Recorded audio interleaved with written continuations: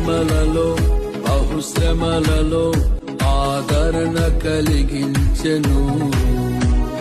వాక్యమే కృపావాక్యమే నన్ను వీడని అనుబంధమై, నీ మాటలే జలధారలై సంతృప్తినిచ్చెను.